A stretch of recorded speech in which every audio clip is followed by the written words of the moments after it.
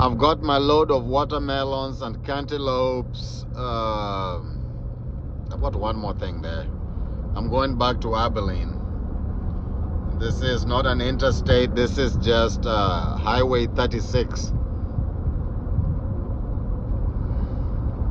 The road we are going on and the journey we've started in Kenya, it's kind of like, I want to compare it to a boil in the old school.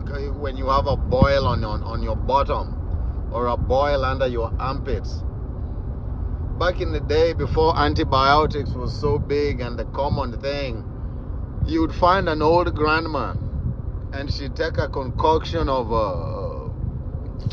Omo, the blue Omo washing powder, and mix it up with a cobweb and something else and put it on top of that boil for a few days and it will fester up.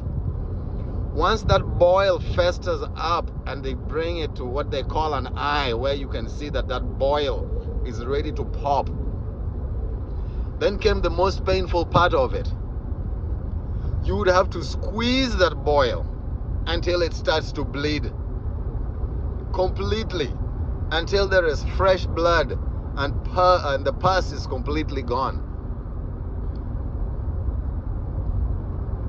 Kenya is oozing pus at this moment.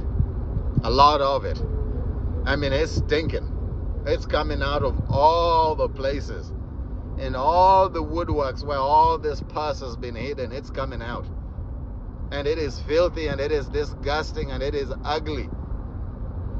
But trying to abort the journey now, if we don't let that boil and squeeze it out completely and window dress it, that boil is going to go back inside. And in a few months, it's going to show its head on some other place of the body. You may relieve that boil by not completely squeezing it out. But in about 2 months, you're going to have another boil. So painful as it is and hard as it is, we have to keep shaking and keep pushing. We cannot have a government that arrests activists and arrests people for speaking their mind. We cannot have a president that has led to the banning of people in churches. We cannot have a government where protesters just innocently speaking their voice. It's not allowed. But most of all, beyond all that, if you forget all that, in the United States, it really does not matter so much who is the president. And you know, unless you're a billionaire and have tons of money that you want to hide here and you want to escape this tax law, then yeah, it makes a difference to you whether it's Biden or Donald Trump. When you own 100 acres of oranges in Florida, it makes a big difference to you.